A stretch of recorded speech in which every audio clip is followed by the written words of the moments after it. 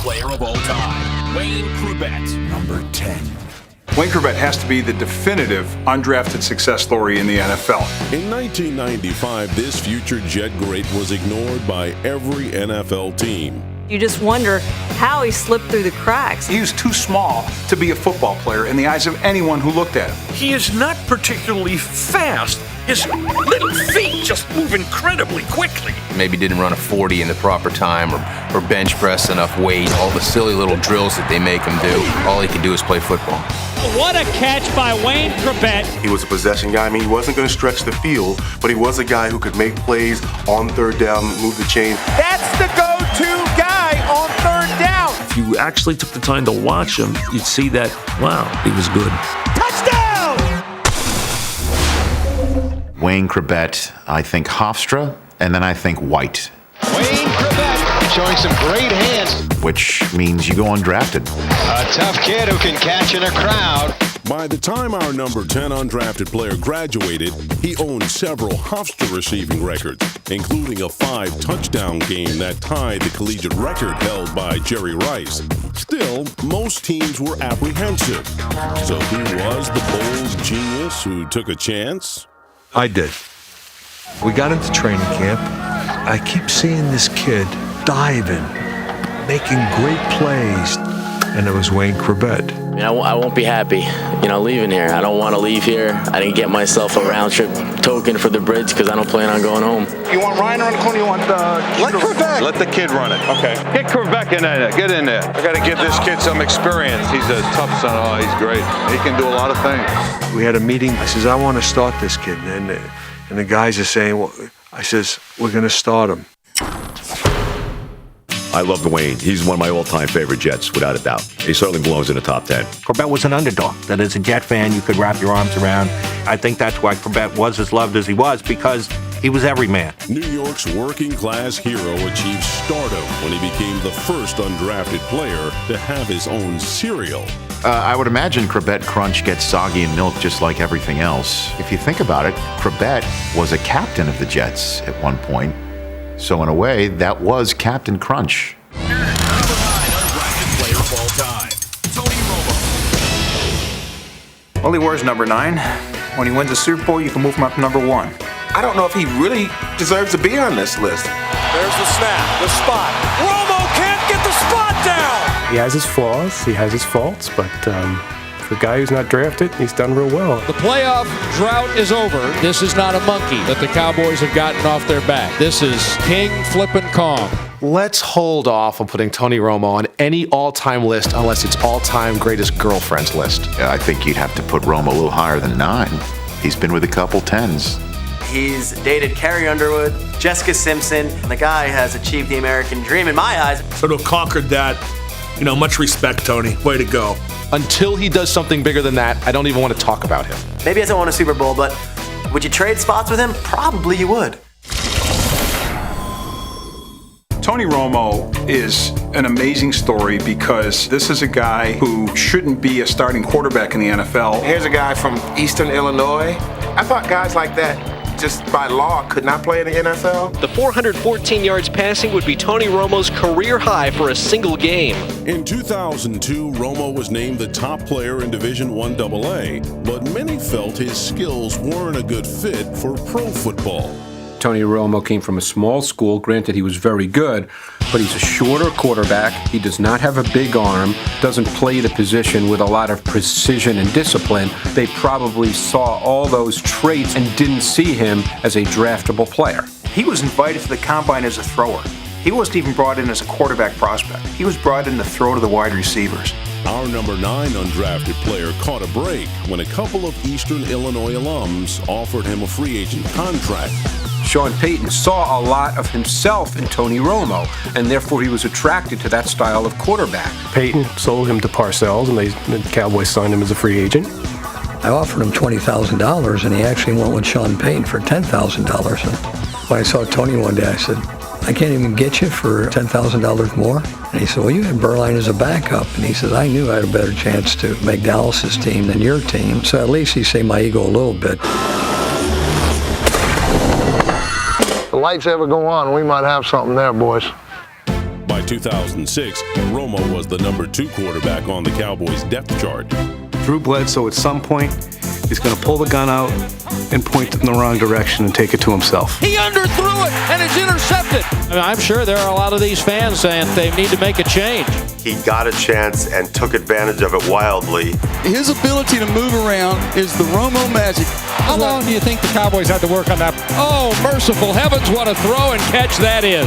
No! You kidding me? You love it? Come on, let's go!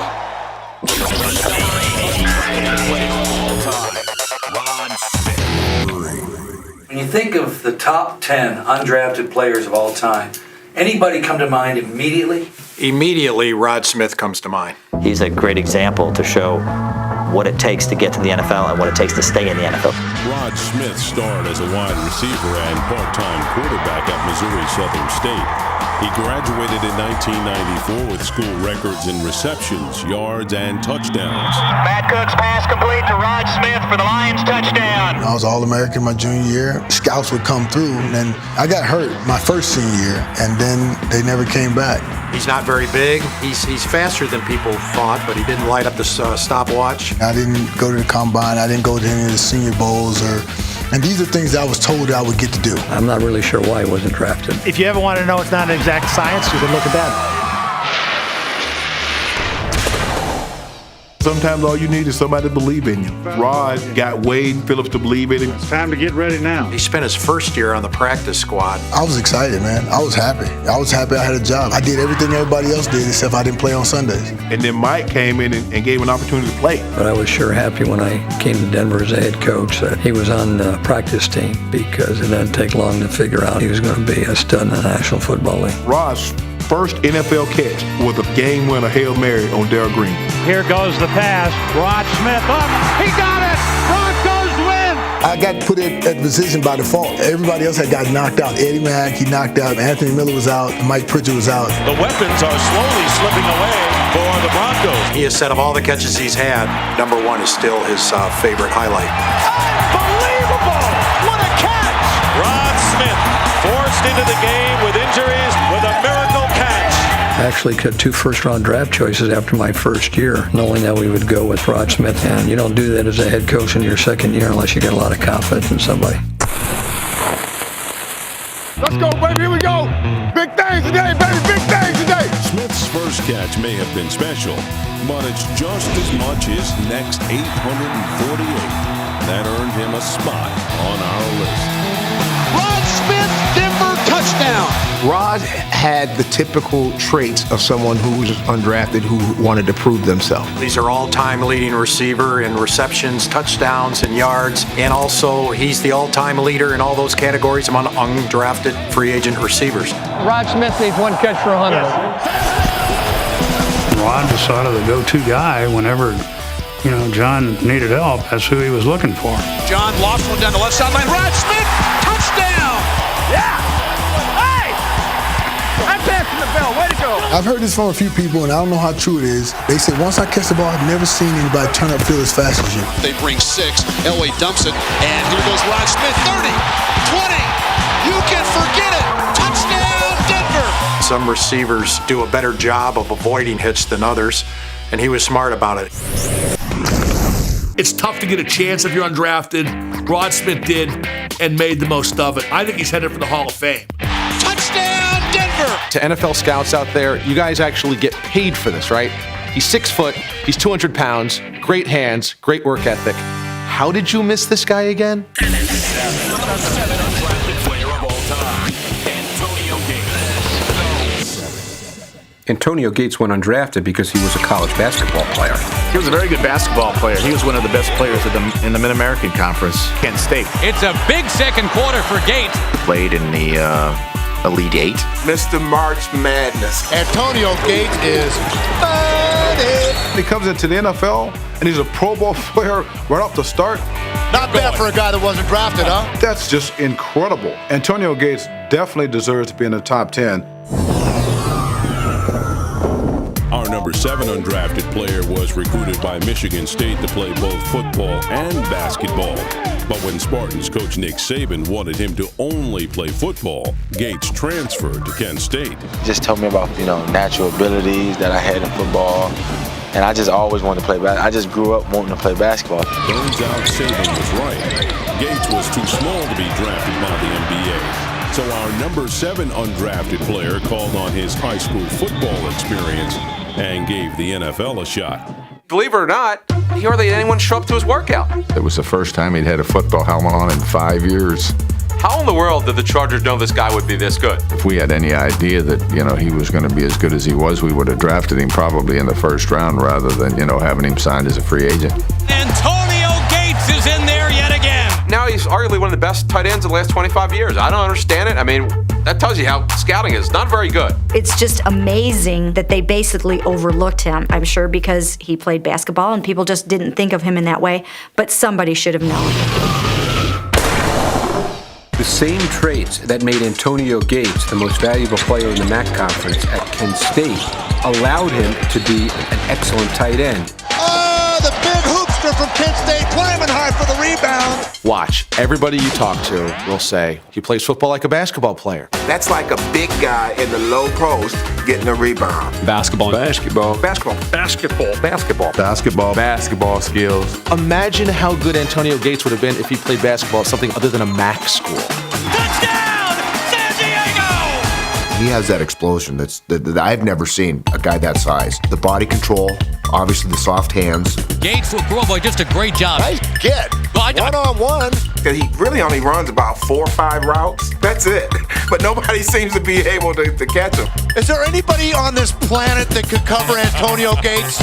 Since entering the league in 2003, Gates has been unstoppable. Our number 7 undrafted player has 2 1,000-yard seasons, has averaged 8 touchdowns per year, and has been selected to the Pro Bowl 6 times. Antonio Gates has 4 of the top 10 tight end seasons since 1993. Not bad for a guy that wasn't drafted, huh? With all of these guys, all the other scouts missed, why does an NFL team just send guys to the NCAA tournament versus the combine? They could do better. Number 6 undrafted player of all time, Warren Moon. He was drafted, wasn't he? Warren Moon wasn't drafted? Nope. Wow. It really is a joke that he wasn't drafted. He was pretty much screwed. To think that he was passed over back in the days when there were a lot of rounds in the draft, it's pretty amazing. Who were the guys that said he wasn't good enough to play in the NFL? We should line those people up and throw tomatoes at him. Can you imagine? Warren Moon might have gone out and sold insurance, or taught school, or started a business, all worthwhile careers, but this is a Hall of Fame quarterback that nobody wanted. Back then, black quarterbacks didn't get a shot in the NFL. Prototypical size, cannon arm, threw for 1,000,000 yards in college. The Huskies can also move the football in the air with senior quarterback Warren Moon. But his skin tone's a little bit too dark. He can't play quarterback for us. How absurd is this? Well, what I was told was that I didn't have the arm strength, that I was too short, and that I didn't come out of a pro-style offense. Warren Moon was a pro-style passer even at Hamilton High School. Certainly at the University of Washington, led them to the Rose Bowl. They're going to back off and rush forward now as Moon fires the ball. Touchdown! Yes, sir! Warren Moon at Washington moved around a lot, threw the ball on the run. In 1978, that was not seen as necessary to play quarterback in the NFL. You had mobile, agile quarterback. You obviously can't think. By all rights, in the modern era, Warren Moon would have probably gone number 1 overall. And I respect the fact that Warren Moon said, yes, I am a quarterback. If you won't give me a shot, I'll go somewhere where I will get a shot. And he had to go up to Canada to prove himself. He went to Canada, was beyond prolific. Moon, he steps up and fires. Tom Scott is wide open. Touchdown. The number 6 undrafted player of all time shocked everyone when he led the Edmonton Eskimos to 5 straight Grey Cup titles. He might be able to play a little bit. He made the NFL sit up and take notice. I'm a quarterback. Give me a shot. In 1984, Moon signed as a free agent with the Houston Oilers. Houston actually paid him the biggest contract in history, $5.5 million. Not bad for a guy that was never drafted. You know, he had already proven himself, but he had to get it done in the NFL, and he did. From the very beginning, Moon was able to confirm that his reputation wasn't made up, dreamed up, or overblown. Over a 17-year career, our number 6 undrafted player proved he could do everything the experts said he couldn't. A classic leader. Hold on. Let's take one down, all right? Let's put one all together and let's take one down. Wow, could he throw the football? The way it comes through behind the ear. I mean, it's the tightest spiral you can see. Warren Moon is putting on a clinic here today. There's a guy who threw for 35 miles. And Warren Moon has been so sharp on that deep pass today, it's almost scary. Warren Moon is one of the guys who goes way beyond statistics. Warren Moon erased the terminology black quarterback from the game. We're talking about the first black quarterback to get into the Hall of Fame. I only played this game not for just myself, not for just my teammates. I had a responsibility to play the game for my people.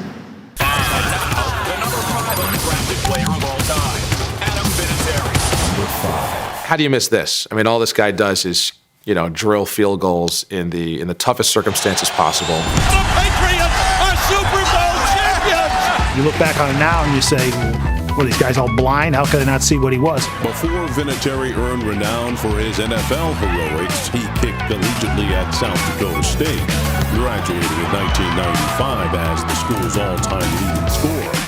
But that wasn't enough to open NFL on. A 51-yard field goal by Adam Vinatieri. Well, in Adam's case, South Dakota's a long ways away.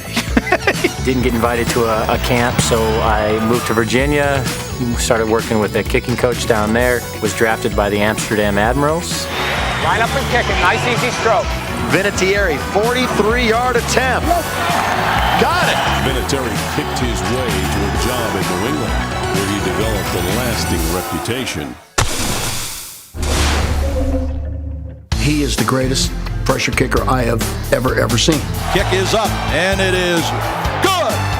Adam Vinatieri puts the Patriots up. He didn't do it once, he didn't do it twice, he didn't do it 3 times. He just kept doing it every time he got there. And it is right between the sticks. The best play I've ever seen was the kick that he had in the snow.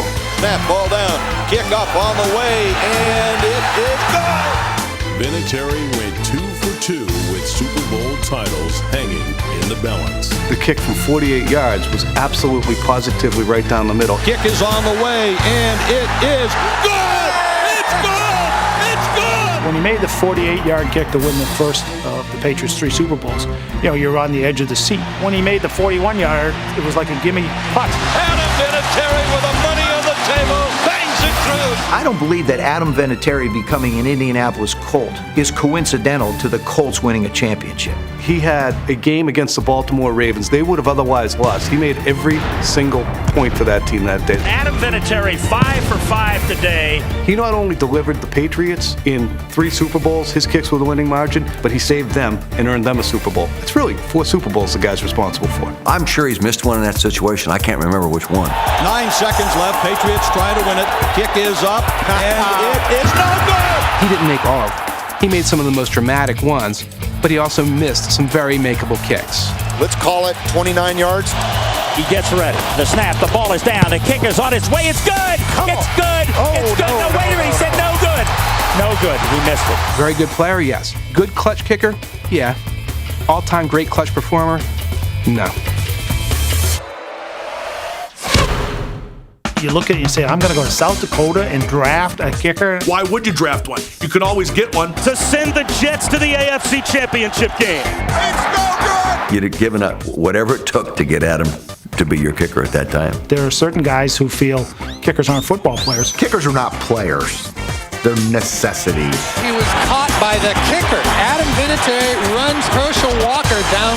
His exploits earned him a spot on our list and may eventually earn Vinatieri a spot in an even more exclusive club. I say he's going to the Hall of Fame for all the clutch kicks he's made. I think that he will be the second kicker ever inducted. If he's not in the Hall of Fame, they should lock the doors of the Hall of Fame. When you look at what Vinatieri's done, what he's accomplished. Patriots win. How did somebody not take a chance on him coming out of college? Number 4 undrafted player of all time, Marion Motley. Marion Motley. Wow, he was undrafted? Number 4? I didn't know that. Really? Fullback Marion Motley wore both 76 and 36 for the Cleveland Browns in the 40s and 50s, and he did a real number on opposing defenses. One of the first great, really big backs. Huge, gigantic, almost inhuman, as big as he was. At 240 pounds, he was a force of nature who gave defenders the grim choice of being buried or blasted. I think of a transformer, robotic figure just pounding his way through. And a guy like that was a tremendous weapon. Back then you'd have defensive ends who'd weigh 200 pounds. You'd have linebackers who'd weigh 210. Safety men would be 180 pounds. How do you tackle them? He was the kid in the Sandlot game that was 3 times bigger than everyone else, and you just gave him the ball and let him run. Almost like the Jerome Bettis of the 1940s. The bus is rolling. The bus is hitting on all cylinders. I knock your brains out and then pick them up later. Marion Motley belongs on this list, if for no other reason, his place in history. Motley was not chosen in a 30-round draft for one reason. In 1946, pro football had no black players until Cleveland coach Paul Brown signed the Ohio native to a free agent contract. It probably would have drawn too much attention to do it through the draft. Basically, they broke what had been a color barrier in pro football. And this was a year before Jackie Robinson went to the Brooklyn Dodgers. When you think about Motley and you say, what does it take for a player to break that color line at that time in our nation's history, you've got to give him even more credit for his greatness. With a jet start, Motley was past the line in a flash. You can imagine what it was like for Marion Motley, knowing the other teams can take a shot at you, knowing that you're going to get hit on every play. They didn't call the unnecessary roughness penalties like they do today. He said that he never fought back, he never talked back. He said, I always got my revenge on the next play. He had so many great runs, so many touchdowns. He got his revenge. The thing with a lot of these players is, could they play today? Oh my! This is the type of player teams in this league dream about finding to put at running back. Marion Motley could have played in any era. The guy was 260 pounds, and he had speed. Marion Motley had quite an afternoon busting through the tremendous Yankee line. Here's another one of those examples of players in the league that we forget because so few people are now around anymore to remember how great a player Marion Motley was. I'm glad that he's on this list and we haven't forgotten Marion Motley. Number 3 undrafted player of all time, John Randall. Somebody must have really messed up. He might be the best interior pass rusher in the history of the National Football League. Pump fake, looking right, looking left. Sack at the 8-yard line. He was the quintessential undrafted talent for me. High motor, never took a play off. I thought he was the greatest defensive tackle of this era. He did not make the combine. No one thought he could play. No way, man. No way. I worked too hard. In 1990, John Randall signed with the Vikings as an undrafted free agent. Scouts said the Texas A&I product was too small for the NFL. There you go, baby. I hope he's not. I'm not short. I'm tall, man. Look at them tall ass legs. We saw a guy who played like he was 6'5" or 6. 6'6", man. I'm 6'6". And played like he was 320. Set your big ass down. Forget about what the stat sheet said. He was a very disruptive player. Greg is back to pass, pressured by Randall, tipped up, picked off, intercepted. And he was really, really quick and really difficult to block. And who would you guess would be in the middle of it? Johnny Randall. Trouble sack by Randall. Great play, John Randall. What he lacked in size, Randall made up for with sacks. Here's a guy that had 138, I believe, sacks as a defensive tackle, not as a defensive end. Hey, that don't leave a mark. History will never really give it its full due. Sometimes those guys who are an inch short and 20 pounds light, they make up for it by having a gigantic chip on their shoulder. That's the throw. Randall, a sack. Everyone needs like an enemy and, a nemesis. Being undrafted was his, so he took it out on everybody. Put my 40-inch pipe over your I think John Randall is the most underrated player to ever play a game of football. I can say that because I go against him twice a year. Here's Barr back and Randall sacks! You talk to the guys who played against John Randall, and they thought he was more of a handful week in, week out, every Sunday than just about any defensive lineman in a game. Well, I tell you what, there's no way you're going to go into a game and say, okay, we ain't going to worry about John Randall. I'm glad that for whatever reason, I never had to play against him. His relentlessness, his passion, the type of relentlessness and passion you can only get if you're a hungry, undrafted player. He was a volcanic NFL player. Oh, my. Blow it up! Blow it up! Of all the players I've shot over 35 years of working for NFL Films, John Randall is by far the most interesting. And I can't think of a close second. Knight Rider! Knight Rider! For all the talking he did, Big dogs are in the house! for all the trash talking, Regulator! Mount up! We're coming! for all the great NFL film he provided with his mouth. But I'm telling you, me and you should hang out. We should go fishing together. That guy could really play. Number 2. He revolutionized the position. He was the first big physical corner. Offenses feared him. Look out, Daniel! Oh, doctor! Baddest man on the planet. Night Train just says it all. The pass is good, but bang! The play is diagnosed perfectly by Night Train Lane. Night Train had the ability to do the bait and switch. He would play off, the opposing quarterback would look and see, oh, geez, the guy's uncovered. And at that moment, Night Train would break for the ball. That's why he got so many interceptions. Johnny Unitas and the Colts try to come from behind, but Dick Night Train Lane derails the attempt.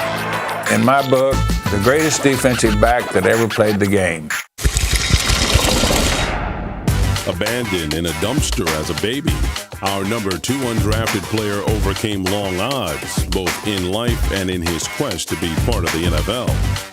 Now, he went to Scottsbluff Junior College in Nebraska. I mean, you don't draft guys out of junior colleges. He only spent 1 year in college, and then he goes into the Army. He's discharged from the Army, goes back to Los Angeles and gets a job at an aircraft factory, and he hates it. He just got frustrated and said, I think I can play football. Found the Rams office, walked in and asked for a tryout, bringing his scrapbook, and showed him what he did, and they agreed to let him have a tryout. In today's NFL, that's unthinkable. But in the NFL of 1952, somebody would give you a tryout. He tells them he's a receiver. The coach, Joe Stidehar, looks at Night Train, who's 6'2", 195 pounds, and says, you look more like a defensive player to me. Puts him on defense, which Train had really never played before. Goes on the practice field. Deacon Dan Towler, who was the Rams' #1 running back, tries to go around the end, and Night Train comes up and levels him. And everything on the practice field stops, and Joe Stidehar says, that's my kind of football player. He won the job. And then in that season, in a 12-game regular season, he intercepts 14 passes to set an NFL record that still stands today. Lane is yet another of our undrafted players who was involved with a famous singer. Dinah Washington was a great jazz and blues singer of the time. Night Train, I believe, was his 3rd marriage, and I think it was her 7th. So it wasn't necessarily a marriage made in heaven. Wilt Chamberlain actually was the best man in their wedding. Nowadays, everybody talks about Tony Romo and whoever he's dating. But Night Train Lane and Diana were definitely a pretty famous couple. I remember those years when he was married to Dinah Washington. Tell you what, our team parties, they charge a lot of money to get into them today. After our number 2 undrafted player retired, he worked for comedian Red Fox and then the Detroit Police Athletic League, mentoring disadvantaged children, never forgetting his humble beginnings. Night Train Lane is an amazing story. It's like something out of a fairy tale. And now, the #1 undrafted player of all time, Kurt Warner. Number 1. The greatest grocery bagger in NFL history. Obviously, when Kurt Warner puts his body of work together, at the end of it, you look at it and you go, what were you people thinking? How could you miss on this? But he went to northern Iowa. Warner received Conference Player of the Year honors in his 1 year as a starter, but received nothing more from the NFL than a free agent invitation to Packers camp in 1994. Anybody you talk to who was with the Packers when he first got there, he wasn't good enough to play. So he didn't get a very good chance. He goes off to make $6 an hour at the Hy-Vee grocery store. I mean, what's a quarterback who can't stock a shelf? Warner got his first taste of professional football in the Arena League. Led by first-team All-Arena quarterback Kurt Warner, the Iowa club rides a 10-game winning streak. Our number one undrafted player parlayed his arena career into a job in NFL Europe. But success in Amsterdam didn't particularly excite people in the U.S. He wasn't big and strong as Elway. He didn't have the arm that Marino had. He didn't have the speed that I had. So he can't be good enough, right? But he can play. Throws the end zone. Touchdown, Rams!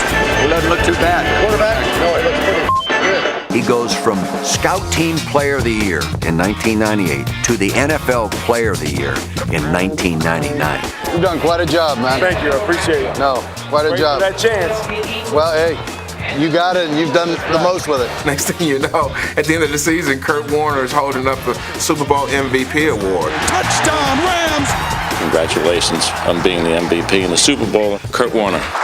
He has that year, the single greatest year that a quarterback has ever had. It was the finest single-year performance in the history of the National Football League. But it takes more than one good season to earn the top spot on our list. One of the most amazing things about Kurt Warner is he got to the top of the mountain, he fell off the cliff, and he didn't give up. People have written him off over and over. Never more so than during Warner's one frustrating season with the Giants. I don't know what he was thinking. He had to know we were going to blitz it.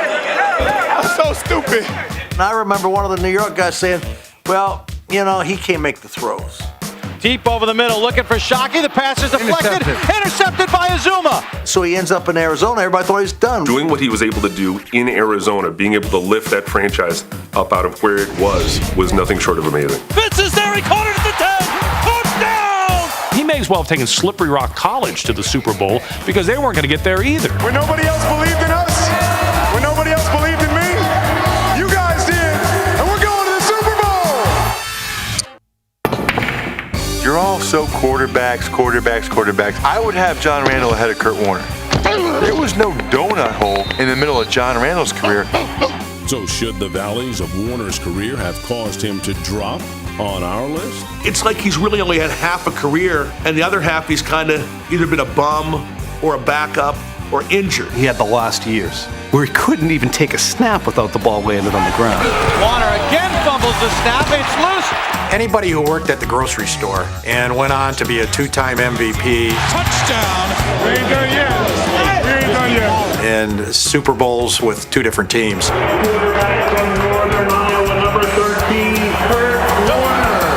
That has to be number one. When you come out of Nowhere University and play in Nowhere Arena Bowl and play in Nowhere Europe and you're stocking shelves in a grocery store, yeah, I think on story alone, that one deserves to be at the top of the list.